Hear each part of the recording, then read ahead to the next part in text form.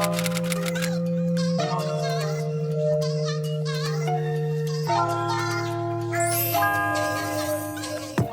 is up, guys? It's Shay. Welcome back to the channel where we talk about beauty, nursing, and lifestyle weekly. Today is going to be a fun video, nursing related, as you can tell in the title, because we're going to be talking about how to stay organized as a nurse, your nurse brain. If any of you guys have been on my channel for a while, you know I posted one of these a few years back when I was doing med-surg tele, and now that things have changed, I think I should update you guys. I also got this comment on one of my recent videos asking me about my nursing cheat sheets, and I think this is what it was referring to, so I hope this video will be able to cater to you.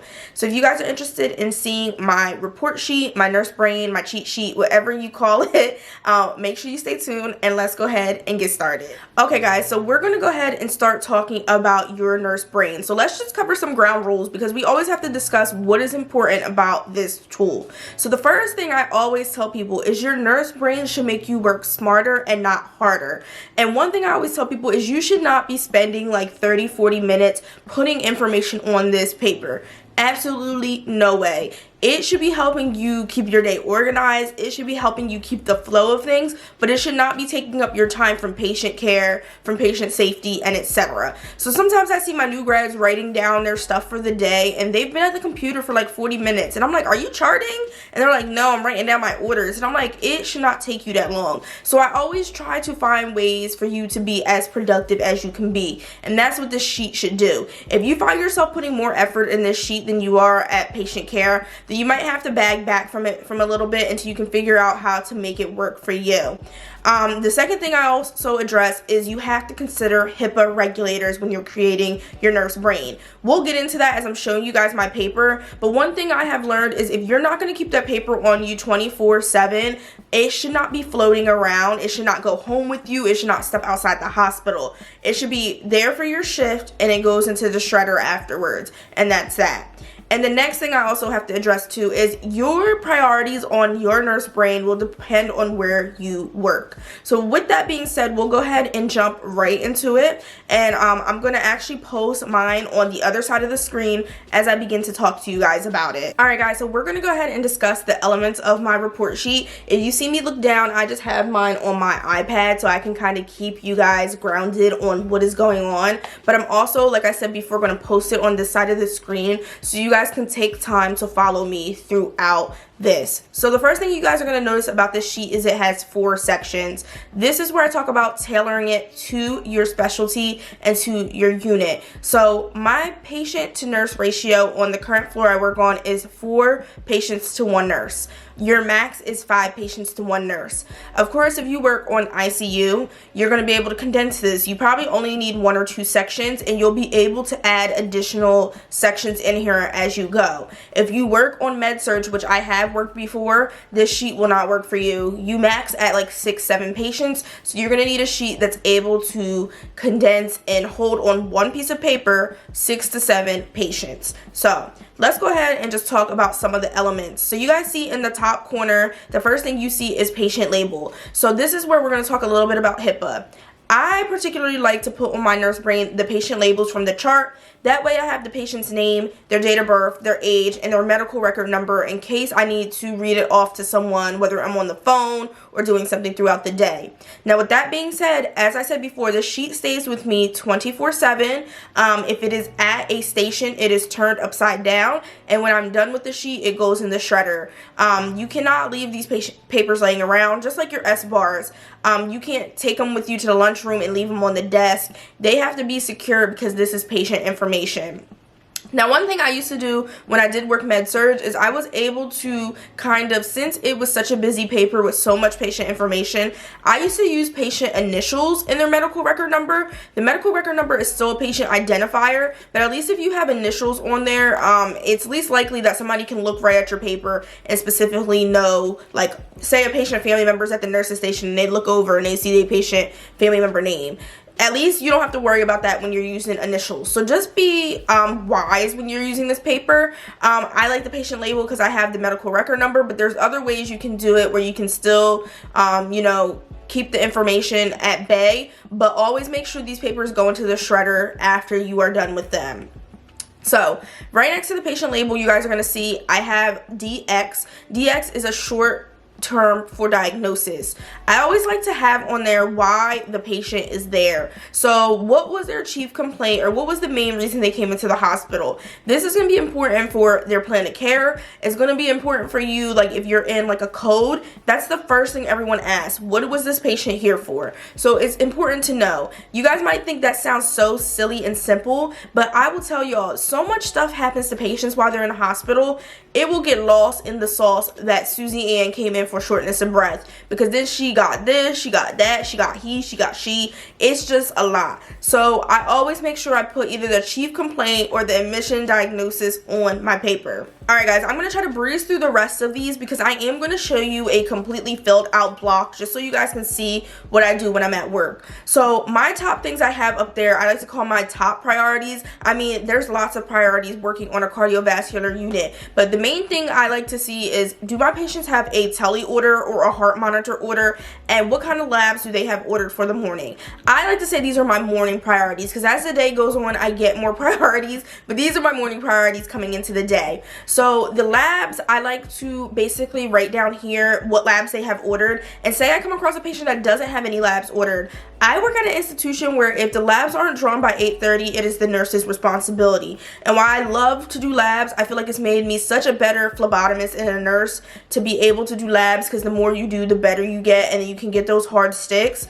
It also takes up and chews up time of your day when you also have to do meds and you have to do interventions and things like that. It's never anything that I hate to do, but it is a task, and we're working smarter and not harder. So if I see that there's not labs ordered, sometimes I'll go ahead and text the doc for the day, like, do you want to order labs for Susie May, because there's none ordered. That way we can put them in before the lab says we're done doing labs for the day. The telemetry is so important on my floor.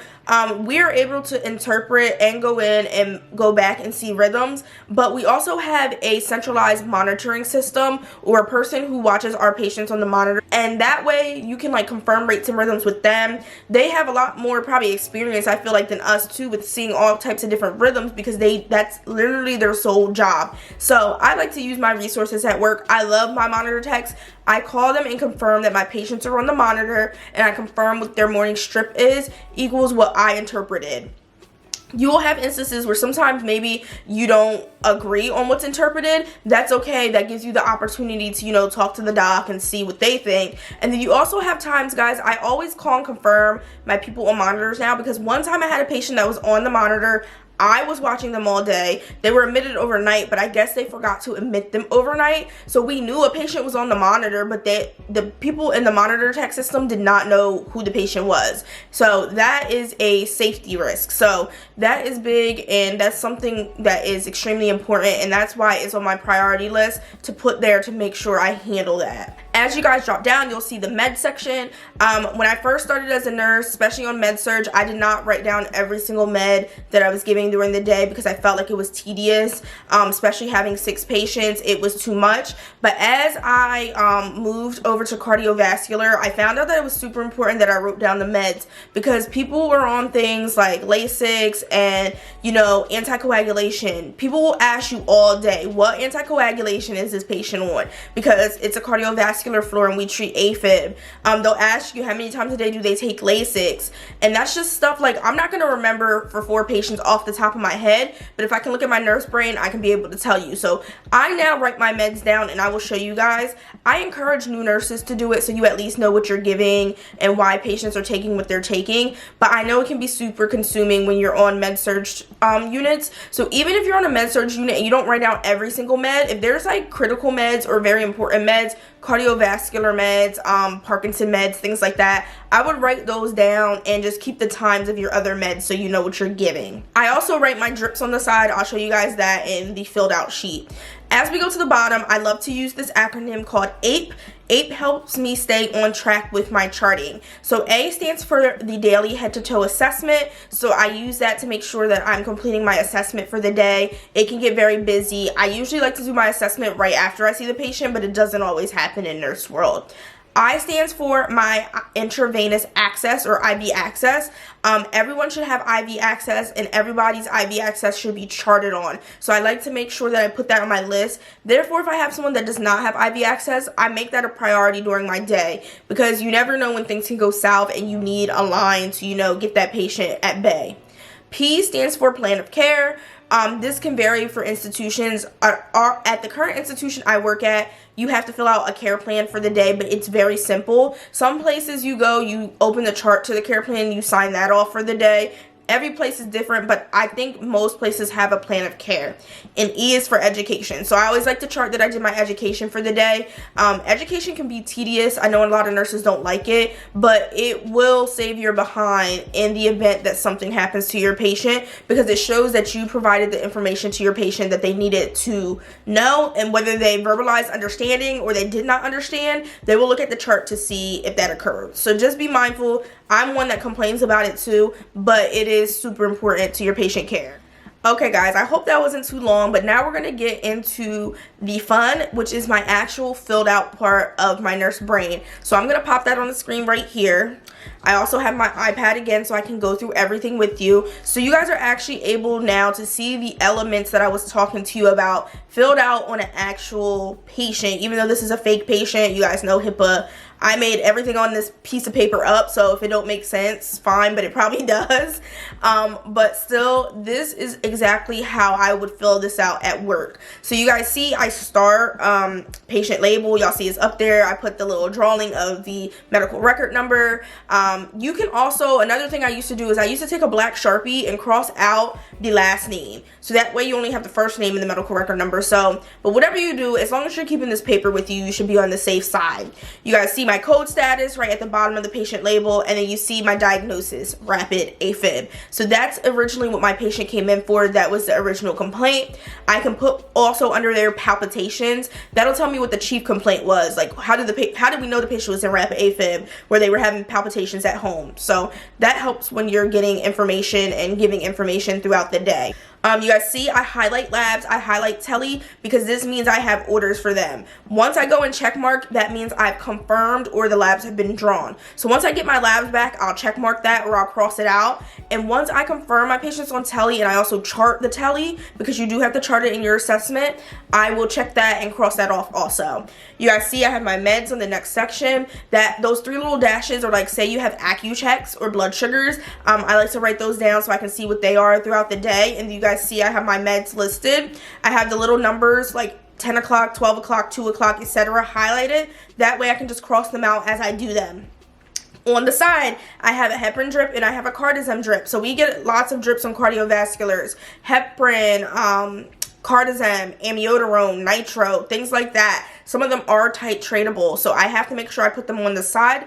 Like I told you guys before, know your unit's priorities. If I was a critical care nurse or an ICU nurse, I would definitely have a whole section on that one patient just for all the drips, because y'all know they can be on a lot of drips. They have insulin drips, they have propofol drips, they have heparin, cardizem, then they have Versed. I'm just throwing stuff out there, but there's a lot of drips in line. So if I was an ICU nurse, I would literally have a block under a patient just for all my drips.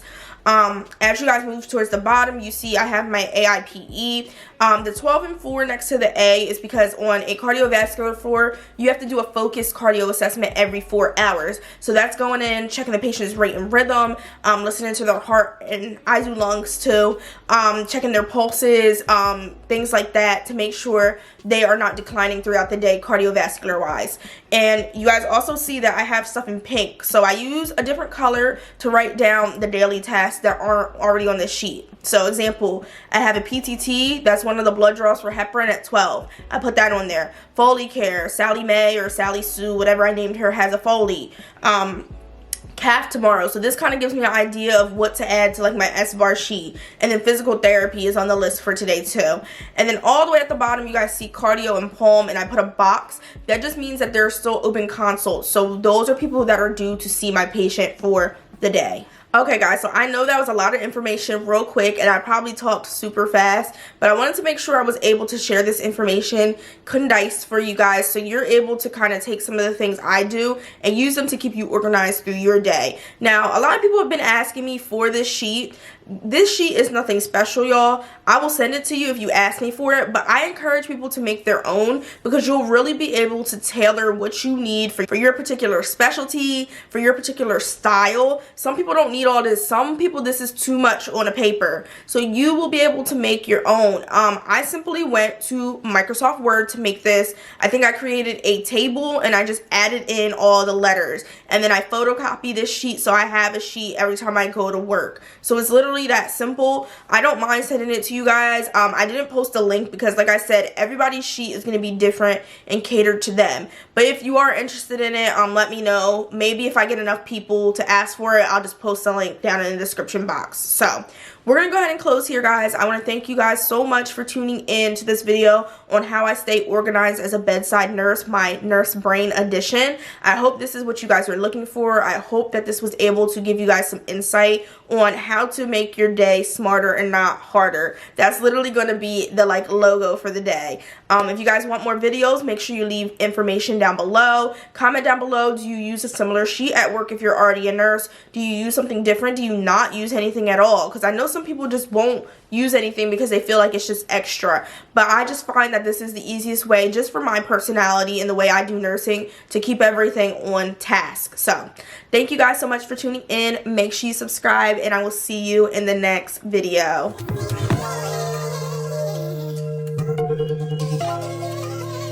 Thank you.